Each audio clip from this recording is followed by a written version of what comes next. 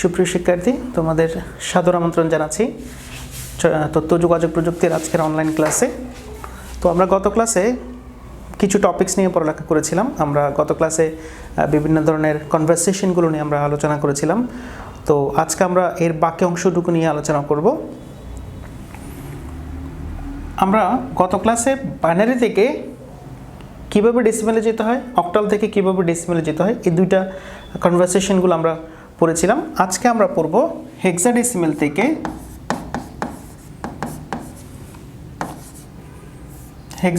থেকে কিভাবে ডেসিমেলে যেতে হয়, আমরা এইটা নিয়ে একটু আলোচনা করব। আমরা একটা হেক্সাডেসিমেলের একটা উদাহরণ লিখতেছি, 3AF.9C। দেখো এটা আছে হেক্সাডেসিমেলে। যখন আমরা ব্র্যাকেট দিয়ে হোল 16 লিখব তাহলে বুঝতে হবে এটা হচ্ছে হেক্সাডেসিমেলে আছে।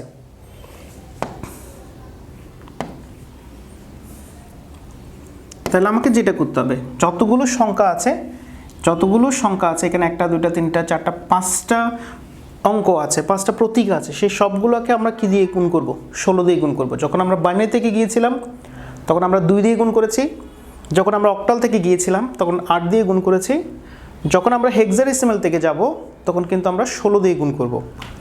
তাহলে দেখো 3 × 16 প্লাস এর মান হচ্ছে 10, তাহলে 10 × 16 প্লাস এফ এর মান হচ্ছে 15 × 16 প্লাস 9 × 16 প্লাস সি এর মানটা হচ্ছে 12, তাহলে সেটার সাথে 16 গুণ হবে। দেখো প্রত্যেকটা অঙ্ক বা প্রতীকের সাথে আমরা কি করেছি? 16 দিয়ে গুণ করেছি।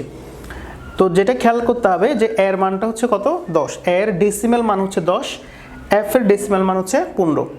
এটা আমরা জানি যে হেক্সাডেসিমেলে 0 থেকে 9 পর্যন্ত থাকে, আবার এ থেকে কত থাকে? এফ থাকে। এগুলো হেক্সাডেসিমেলের হচ্ছে যে কি প্রতীক বা চিহ্ন। তো 9 এর পরে এর মানটা কি হয়? 10 হয়, তাহলে বির মানটা 11 হবে, তারপর সি এর মানটা 12 হবে, ডি হবে 13, ই হবে 14, এফ হবে 15। সো আমরা এর মানটা 10 দিয়ে গুণ করেছি, এফ হচ্ছে 15, 9টা ঠিকই আছে, কিন্তু সি এর মান হচ্ছে কত? 12। এখন একটা জিনিস খেয়াল করো যে দশমিকের আগে কয়টা ডিজিট আছে? 3টা ডিজিট আছে, 1টা 2টা 3টা। দ্যাটস মিন এখানে আমরা বসাবো 0, এখানে আমরা বসাবো 1, এখানে আমরা বসাবো 2। আর দশমিকের পরে স্টার্ট হয় -1 থেকে। তো এইখানটাই খুব ভালো করে খেয়াল করতে হবে যে দশমিকের আগে আমরা 0 থেকে দিয়েছি, আর দশমিকের পরেগুলোতে মাইনাস দিয়ে দিয়েছি। -1 -2 যদি আরও থাকতো তাহলে আমরা -3 দিতাম, -4 দিতাম। আর এইদিকে যদি মনে করো যে আরও আছে তাহলে 2 এর পরে 3 হইতো, 3 এর পরে 4 হইতো। ঠিক আছে? তো এটা আমাকে একটু খেয়াল করতে হবে। এখন এখানে যে ক্যালকুলেশনটা পাবো, মানে এখান থেকে পুরো যে মানটা আসবে ক্যালকুলেট করে, তখন আমরা তার নিচে ব্র্যাকেটের নিচে কত দিব? 10 দিব। ঠিক আছে? তো এইভাবে আমাকে হেক্সাডেসিমেল থেকে কোথায় যেতে হবে? ডেসিমেলে যেতে হবে। এটা হচ্ছে আমাদের রুলস নাম্বার 1 এর যে লাস্টটা ছিল, মানে হেক্সা থেকে ডেসিমেলের, সেটা আমরা কমপ্লিট করেছি। এখন আমি একটু ডিফারেন্ট একটা করাচ্ছি, যেটা পরীক্ষায় আসলে অনেক স্টুডেন্ট একটু ভেবাচাকে খেয়ে যায়। তো আমরা সেরকম একটা করব। দেখো 375.42, আমি এখানে কত দিয়েছি? দেখো 9 দিয়েছি। পেজটা আমরা কত দিয়েছি? 9। তো তোমাকে বলতে পারে যে এটাকে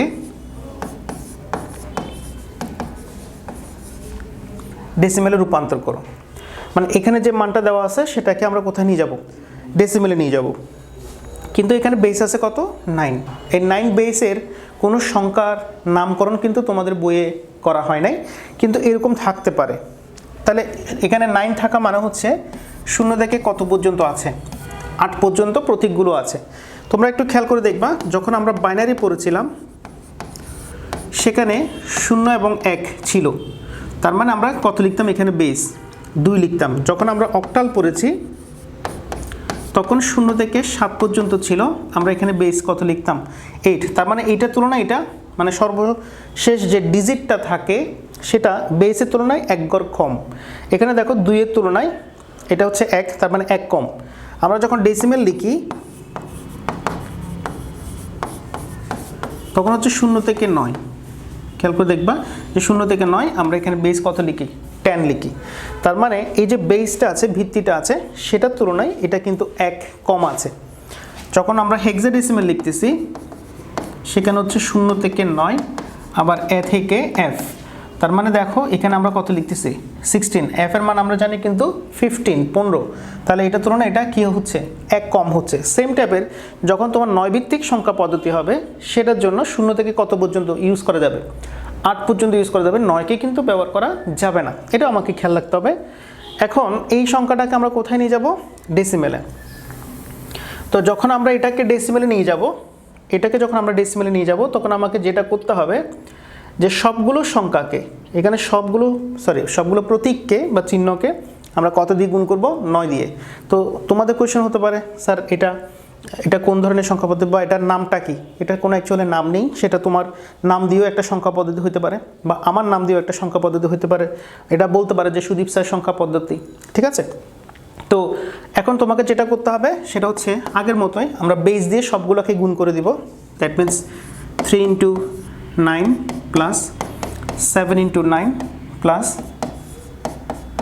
5 × 9 প্লাস 4 × 9 প্লাস 2 × 9। একটু খেয়াল করে দেখো সবগুলো প্রতীককে আমরা কত দিয়ে গুণ করেছি, 9 দিয়ে গুণ করেছি। এখন দশমিকের আগেরটা, তাহলে 1 2 3, দশমিকের আগে 0 থেকে স্টার্ট, এটা হচ্ছে -1 -2, ঠিক আছে। তা আমরা বেসটার উপরে পাওয়ার দিব, এটা একটু ভালো করে খেয়াল করে রাখবো। যদি বেসের ছাড়া মানে পুরোটার উপর দিয়ে দাও, কখনো যদি ভুলে এটা হয়ে যায় তাহলে কিন্তু মানে পরিবর্তন হয়ে যাবে, এটা হচ্ছে রং। শুধুমাত্র খেয়াল করতে হবে যে বেসের উপরেই কি বসবে, পাওয়ার বসবে। তো এইটা হচ্ছে যে অন্য কোনো সংখ্যা পদ্ধতি থাকলে যদি তোমার এরকম আসে, মানে আমি যদি একটা হোমওয়ার্ক দিতে চাই, মনে করো এরকম আছে 3.42 হোল 6, এটাকে ডেসিমেলে নিয়ে যাও, তাহলে যেটা করতে হবে কি, এই সবগুলো সংখ্যাকে আমরা কত দিয়ে গুণ করব, 6 দিয়ে গুণ করব, কারণ 6 ভিত্তিক কোনো সংখ্যা পদ্ধতির নাম নেই, তবে এরকম আসতে পারে। সো আমরা এটা একটু মাথায় রাখবো। এখানে 5 দিয়েও থাকতে পারে, 5 হলে এখানে 5টা ইউজ করা যাবে না, 5-এর ছোট সংখ্যাগুলো ছোট প্রতীকগুলোই আমরা ব্যবহার করব বা অঙ্কগুলো আমরা ব্যবহার করব। তো এই হচ্ছে তোমাদের রুলস 1, একটু ভালো করে বাসায় প্র্যাকটিস করতে হবে, কারণ এগুলো থেকে তোমাদের পরীক্ষায় অঙ্ক আসবে 100% নিশ্চিত থাকতে পারো। আজকে আমরা পড়ব রুলস 2। আমরা আজকে রুলস 2টা পড়ব।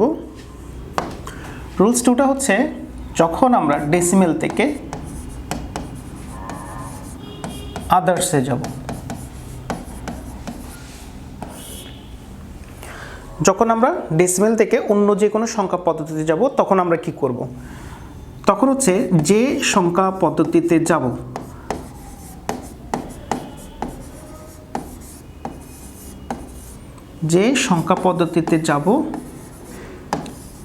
তার বেস দিয়ে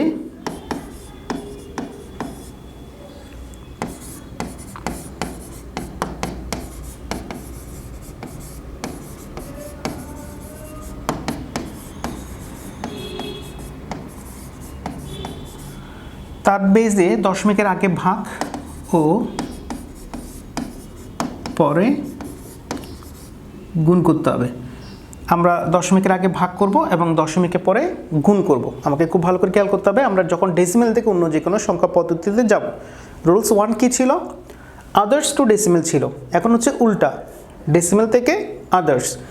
আমরা ডেসিমেল সংখ্যা পদ্ধতি থেকে বাইনারিতে গেলে, ডেসিমেল থেকে অক্টালে গেলে, অথবা ডেসিমেল থেকে যদি আমি হেক্সাডেসিমেলে যাই, এখানে একটু মনে করো ডেসিমেল থেকে আমি হেক্সাডেসিমেলে যাব, বা 9 ভিত্তিক বা 5 ভিত্তিক বা 7 ভিত্তিক যে কোনো একটা সংখ্যা পদ্ধতিতে যাই না কেন, তখন আমাকে যেটা করতে হবে, যেখানে যাচ্ছি তার বেসটা দিয়ে যদি আমার দশমিক এবং ভগ্নাংশযুক্ত কোনো সংখ্যা হয়, তাহলে দশমিকের আগের অংশটাকে ভাগ করব এবং দশমিকের পরের অংশটাকে আমরা গুণ করব। আমি এই জিনিসটা জাস্ট হচ্ছে মনে রাখার জন্য যে তুমি কিভাবে কাজটা কমপ্লিট করবে।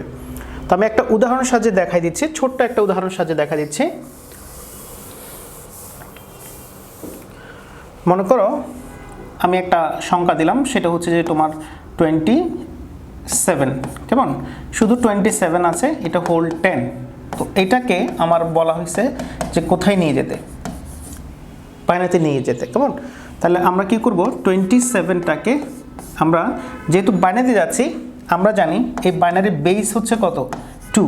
তাহলে বাইনারি বেস হচ্ছে 2। সো এই 2 দিয়ে আমরা এই সংখ্যাটাকে কি করব, ভাগ করব, কারণ এটা শুধুমাত্র একটা পূর্ণ সংখ্যা। সো পূর্ণ সংখ্যাটাকে আমরা ভাগ করব। যদি দশমিক যুক্ত মান থাকতো তাহলে আমরা সেটাকে গুণ করতাম। দ্যাট মিন্স আমরা 2 দিয়ে এটাকে কি করব, ভাগ করব। তো 2 দিয়ে ভাগ করার পরে এখানে দুটো অংশ লিখতে হয় আমাকে। প্রথম অংশের মধ্যে হবে ভাগফল, একটা ড্যাশ চিহ্ন দিব, দেন পরে দিয়ে লিখতে হবে ভাগশেষ। তো 2 দিয়ে যখন আমরা 27কে দেই, দেখো 2 দিয়ে যখন আমরা 27কে ভাগ দিব, তখন 13 দুগুণে কত হয়, 26 হয়, ভাগশেষ হচ্ছে 1। তার এখানটায় আমরা লিখব ভাগফল, আর এখানটায় আমরা লিখব ভাগশেষ। দেখো 2 দিয়ে 27কে ভাগ দেওয়ার পরে এখানটা হচ্ছে ভাগফল, আর এখানটা হচ্ছে ভাগশেষ। আবার যখন আমরা 2 দিয়ে ভাগ দিব, 6 দুগুণে 12 হয়, ভাগশেষ হচ্ছে 1।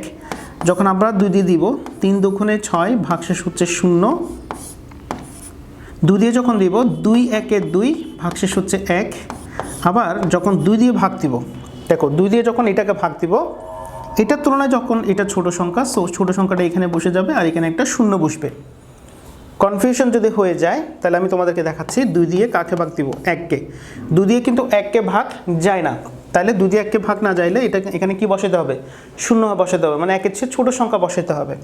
তো 2 এর তুলনায় এটা ছোট বলে আমরা 0 বসিয়েছি, তাহলে 2 এর 0 এখানে হবে 0, ভাগশেষ হচ্ছে কি 1। এটা হচ্ছে ভাগফল, আর এটা হচ্ছে ভাগশেষ। তাহলে তোমার আনসারটা কত হবে, আনসার হচ্ছে ভাগশেষগুলাই এবং নিচ থেকে উপরের দিকে, নিচ থেকে উপরের দিকে সেগুলো হচ্ছে আমার আনসার। তাহলে আনসার হবে কত, 11011।